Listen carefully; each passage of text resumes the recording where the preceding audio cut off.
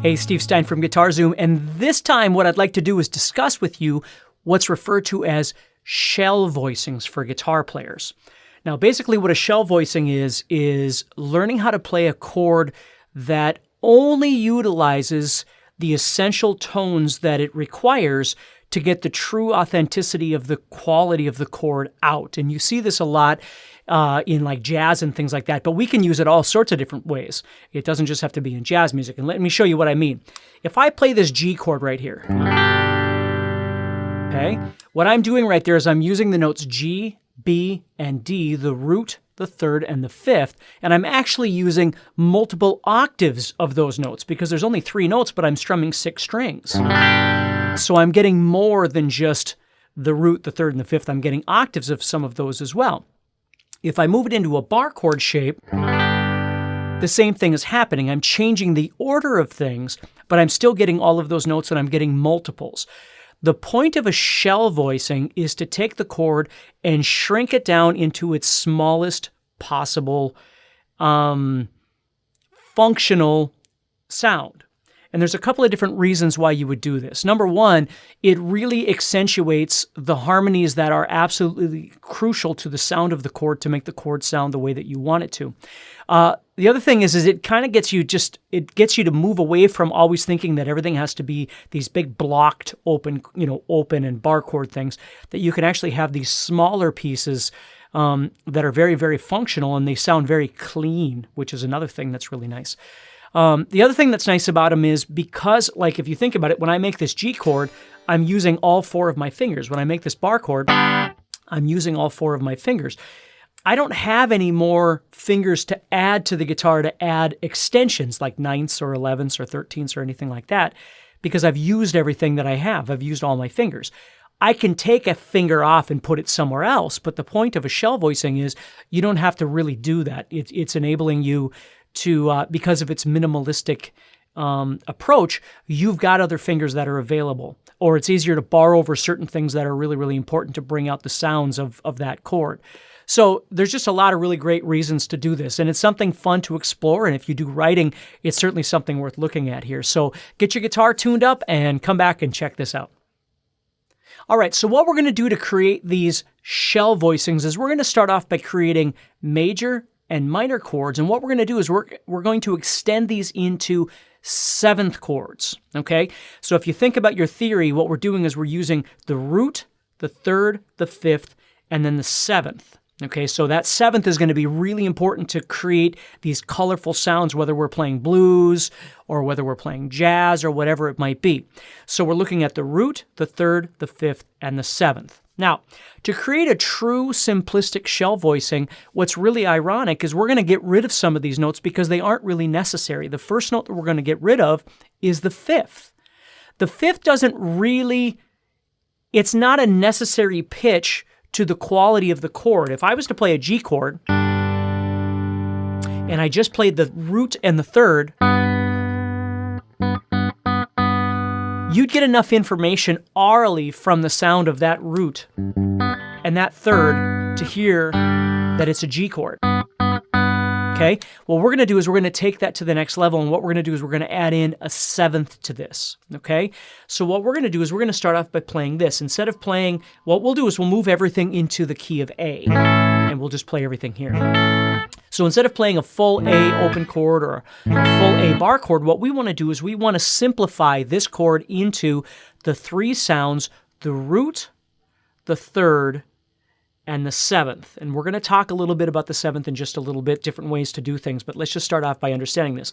So normally what we would do is we would take this A chord, and we're going to create a dominant 7th out of this because we want to play some blues. So I would take my pinky off, and I would get this dominant 7th sound, which is great. But what we want to do is in this shell voicing idea, we're going to take out everything we don't need, and we're just going to leave the root, the third, and then that dominant 7th, which is going to give us that bluesy sound. So what we're going to do is we're going to go to the A, which is the root. Then what we're going to do is deaden out the 5th string. There's nothing on the 5th string that we need. We're going to go to the 4th string, and we're going to add on the dominant 7th, which is this note right here, G. We're going to do that with our middle finger. And then this string is just being deadened out by my 1st finger. And then what I'm going to do is take my 3rd finger, and I'm going to place that on the 6th fret of the 3rd string. And I've got myself a simplistic, simple-sounding shell voicing. Now I could strum these if I wanted to. I'm going to just use my fingers for now just to kind of clean up the sound a bit. Now let's say we wanted to play a 12-bar blues in the key of A. So we've got an A, D, and E, or more appropriately A7, D7, and E7 to give all of our chords more of a bluesy sound with those 7s. Well, we've got an A7 right here, which is playing the root, the 7th, and then the major 3rd right there, which is all coming from this A7, but we've just simplified it into those 3 sounds. Now we need to go to the 4 chord. Well, the 4 chord is D7. And again, normally we may have played it like this, which there's nothing wrong with, okay? But we want to simplify that again into just having the root, the 3rd, and the dominant 7. So it's going to look like this. And what I'm doing right there is I'm playing my middle finger on the D, which is the root. I'm putting my 1st finger on the F sharp of the 4th string, 4th fret. That's my 3rd. And then I'm going to put my 3rd finger on the 5th fret of the 3rd string. Okay, right there, that's my dominant 7th. That's the C. So more importantly than learning a shell voicing of A7 and a shell voicing of D7, you've learned how to play a shell voicing of a dominant 7th chord anywhere you want to go on the 6th string, right? Anywhere. So if you want to play a G7, you'd come down to G and play it there. If you want to play a C7, you'd go up to C and play it there. Pretty cool. You've also learned how to play a dominant 7th shell voicing on the 5th string. Yes, you have D7, but you could move that to C, or to F, or to G, or anywhere else you'd like to go. So the bigger picture here isn't just learning them in the key of A, it's understanding that the shape that you're creating is movable similar to your bar chords, right? And as we extend these in our further studies and start adding on other notes, there's lots of other opportunities to move these up and down as well to create all kinds of different chords. So we've got our A7, we've got our D7. Well, if I take that D7 and move it up 2 frets, I'm getting E7, which is my 5 chord. So let's play a 12-bar blues in the key of A using A7, D7, and E7. So 1, 2, ready, go.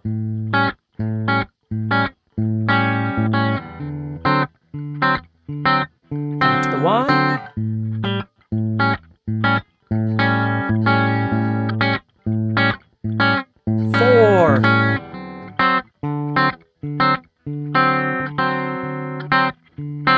Back to the 1.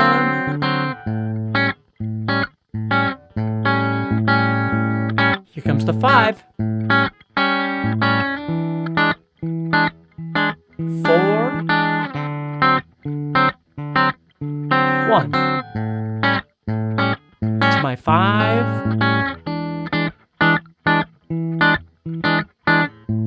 And then back. And again, you can make whatever rhythm you want, but that's the way this is going to sound. Now, if you were soloing along with somebody or you had somebody playing along with you, that gives them a lot of space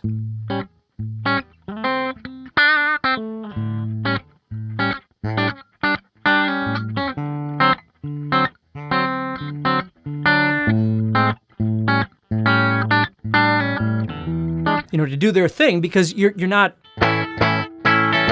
adding in all that. And again, I'm not saying that that's bad. It's just there's another option here for chord voicings that sounds quite nice. So we've learned how to play a 1, 4, 5 chord progression using the shell voicing, using 6th string and 5th string. Now let's say we wanted to play that same thing, but we wanted to start on the 5th string. So we're going to play A, D, and E again, but we're going to make our main chord, A7, a 5th string chord instead. So instead of starting here, I'm going to come up to the 11th and 12th frets, and And that's going to be, again, it's the same seventh shape. I'm just starting up here on A. Now I got to find D. So where's D? Well, I could come down here, or I could go right here. And then, of course, my 5 would be here. Okay? So really neat sounding. So that's the beginning stages of what a shell voicing does, is it strips away everything else and just gives you these few notes to try and work with. And those few notes are the primary notes that really make the chord shine. It's the notes that are absolutely essential, okay, to make that chord functional. Okay, so now let's take a look at these chords, these ideas that we've got here. We also understand that when we're in a major key, we do get dominant seventh chords, right? Like the 1, the 1, 4, 5, if we're playing blues, would be dominant 7. We would make all those chords dominant 7.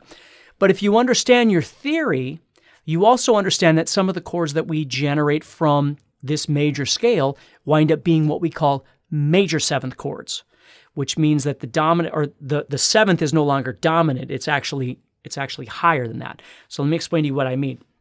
If I was making an A dominant seventh chord, my notes would be A, C sharp, E, and G. Okay?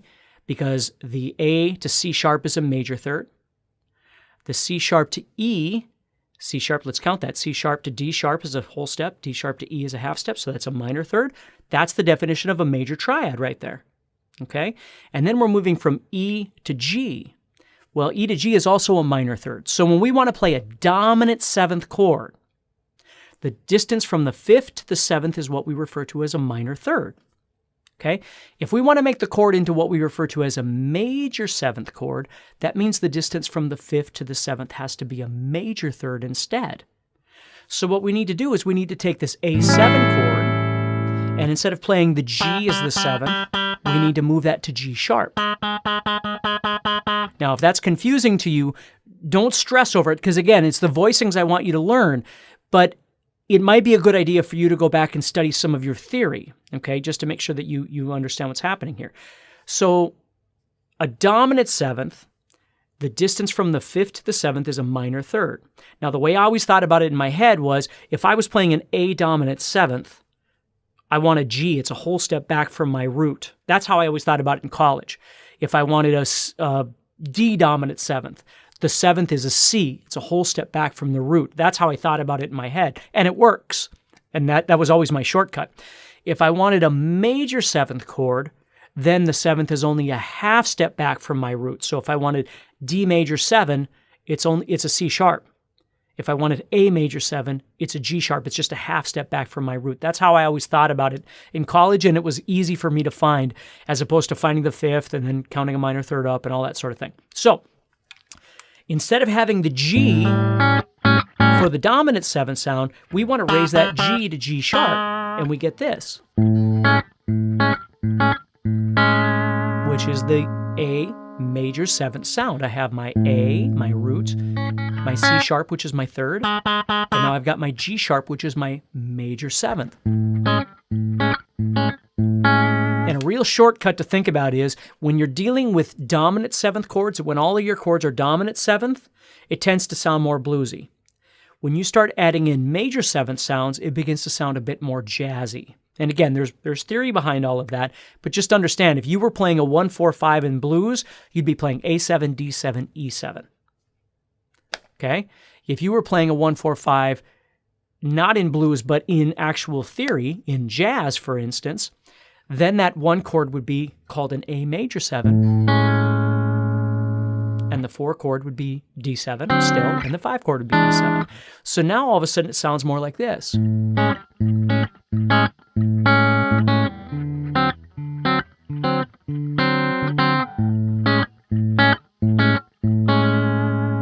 that's your major 7th. Okay? It's a very nice sound. Let's say now again, the beauty of that is now you've learned how to play a major 7th across the 6th string. Well, let's go to the 5th string. Just talking about the chords so you learn these, right now I've got myself a D dominant 7th. If I wanted a major 7, I would have to take my 3rd finger note right here and raise it up 1. Now I've got myself a D major 7. Here's D7, D dominant 7. Here's D major 7, because I'm adding in the note C sharp. So now you'd know how to play dominant 7ths on the 6th and the 5th string in shell voicing. You'd know how to play major 7 on the 6th and the 5th. Again, the theory behind it is a conversation. If you're not really sure about that, it's a conversation to have when you're learning your theory, taking a course on theory or whatever it is that you might need to really learn in depth all of the theory that goes behind this. But this lesson isn't really about all of that. It's more about learning what these are and how they'd work on the fretboard, whether you're doing it from a creative standpoint or you're doing it from a theoretical standpoint, okay? So that's your major 7. So we've got dominant 7, 6th string, and 5th string. We've got major 7, 6th string, and 5th string. So major 7 on the A, just so you have the tab here so you can see this, I'm playing 5, nothing, 6, 6. I'm playing the root, the major 7, and the major 3rd right there. When I go to the 5th string, I'm going to D right here. And I'm playing 5, 4, 6. Root, major 3rd, major 7. And again, simplifying the sound of that. Okay, so we've covered the dominant 7 sound. We've covered the major 7 sound. Well, let's look at some of the other ones that we need. For instance, minor 7. Minor 7 is very important to us. A minor chord is a very important sounding chord, so let's take a look at the minor 7th sound. So now what we're going to do is we're going to go back to this A major again. We're going to make it minor, which means we need this sound right here, okay? And we're going to use the dominant 7th. So we've got this. Now, you'll notice right now I'm using my middle finger, my 3rd finger, and my pinky. Some people like to just use 2 fingers. They'll use their middle finger on the 6th string, deaden out the 5th string, and then they'll bar with their 3rd finger across the 5th fret of the 3rd and 4th strings. And if you like the sound of that and you like the feel of that, go ahead and play it like that. If you'd rather play it with 3 different fingers, it's perfectly okay either way. So I've got my usual root, my dominant 7th, but now I'm using the minor 3rd, which is pretty cool. Now, again, that's movable anywhere I want to go. If I go to the 5th string and make a D7 again, I'll make the 4 chord there. I'm playing the root, the major 3rd, and then I'm playing the dominant 7. Well, if I want to turn this into a minor 7th chord, it means I need to take that major 3rd and move it back 1 fret to make it minor. Now, this is pretty uncomfortable as far as the fingers go for me, so I normally wouldn't use this. I would use these. I would use 3rd finger on the 5th fret, 1st finger on the 3rd fret of the 4th string, and pinky on the 5th fret of the 3rd string. So now let's play a 12-bar blues all in minor 7. So we're using A minor 7, D minor 7, and E minor 7. So the sounds would be like this. A minor 7, D minor 7 sounds really nice, and E minor 7 again sounds really nice. Very easy to hear all those sounds. So here we go. 1, 2, ready, and go to the 4 minor, back to the 1,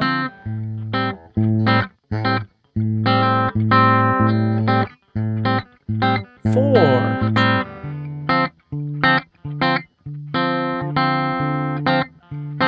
back to the 1,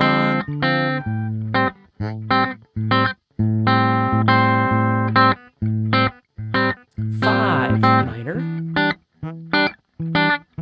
4, back to the 1, back to the 5. I mean, it sounds really cool. And again, it's something different. It's something that's not just open chords or bar chords or whatever. It's something else that you can explore and have some fun with. Okay? So let's just start with this. So it's something that's absorbable, in a fairly short amount of time for you to start understanding how, instead of playing these blocked chords, we're going to simplify this. And again, please don't get confused by all of the theory behind 7ths and things like that. We're learning shell voicings right now. If that's something that you need to study, I totally get it. If you don't understand what a dominant 7th or a major 7th is or something like that, that's definitely a topic of discussion. but try to bypass that a little bit to understand what the premise is. And the premise is simplifying large style chords for your use in a regular, in a daily practice or songwriting elements. So take care, practice hard, stay positive, and I'll talk to you soon.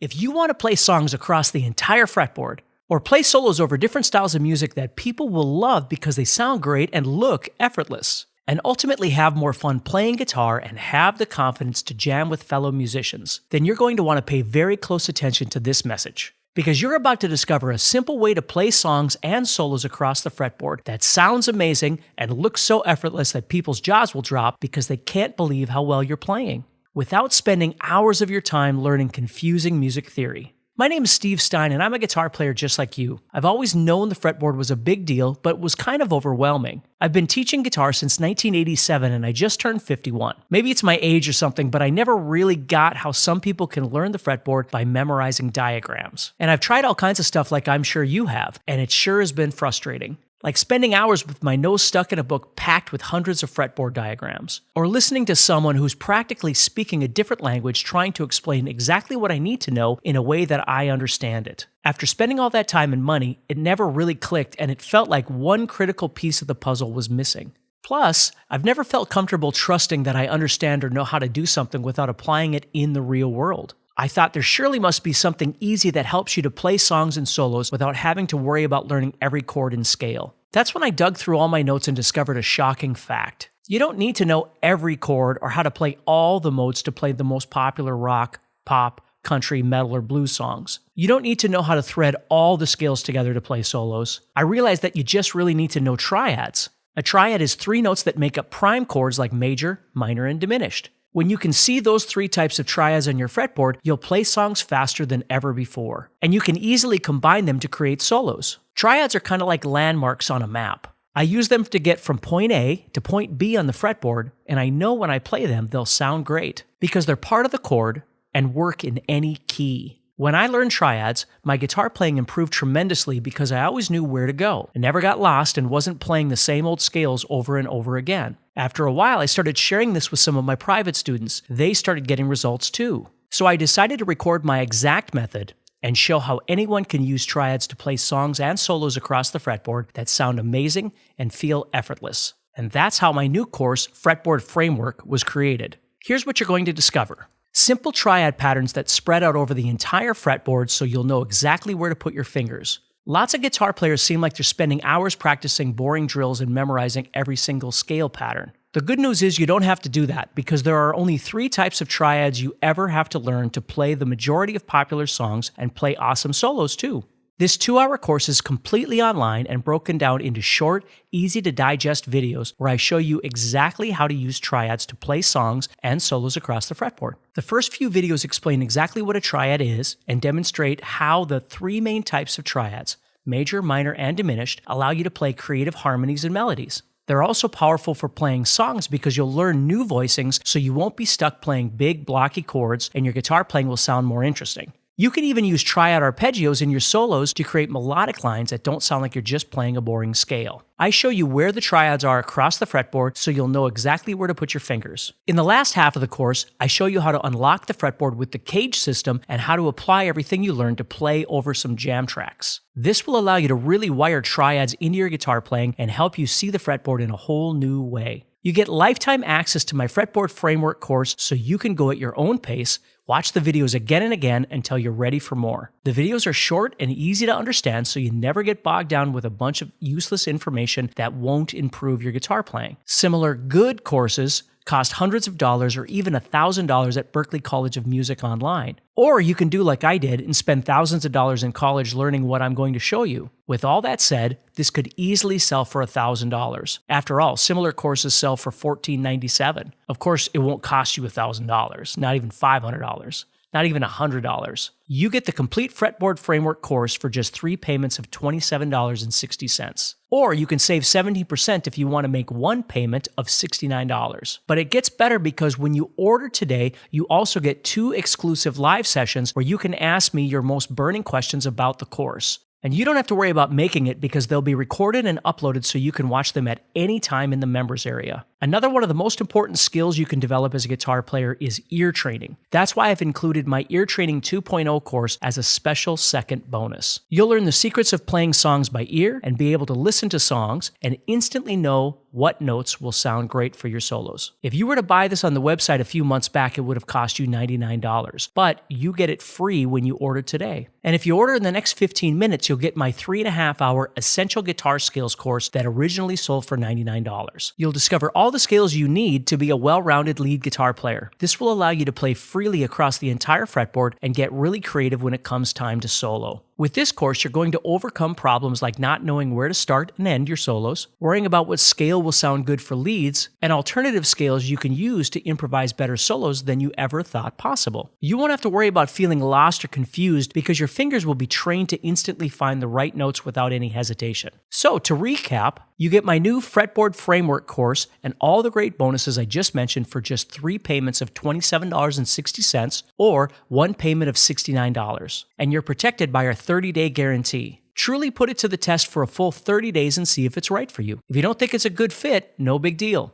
Just contact our friendly support team and they'll issue you a full refund or exchange. No questions asked, no receipt required. However, I can only offer this price and bonuses for a short time. After that, the price increases to $199 and the bonuses will not be included. So click the button below and get started today. As soon as you place your order, you'll get a receipt in your email with instructions on how to access the course. You'll also get a spot in the 2 live sessions and immediate access to the Ear Training 2.0 and Essential Guitar Skills bonus courses. If you want a simple way to play songs and solos across the fretboard that sounds amazing and looks so effortless that people can't believe how well you're playing without spending hours of your time learning confusing fretboard diagrams, then you're absolutely going to love Fretboard Framework. And it's simple to get started. You log into the course and watch the first short video, and as you build your skills, you move to the next video, always at your own pace. You can watch and repeat lessons as many times as you need. Remember, this could easily sell for $1,000, but you can have it today for 3 payments of $27.60 or 1 payment of $69. And when you order, you'll also get the 2 live sessions and immediate access to my Ear Training 2.0 and Essential Guitar Scales courses. You'll learn the secrets of playing songs by ear and all the scales you need to improvise solos over any song. The bonuses alone have a $438 value, and you get our 30-day guarantee. But remember, I can only offer this price and bonuses for a short time. After that, the price increases to $199 and the bonuses won't be included. So click the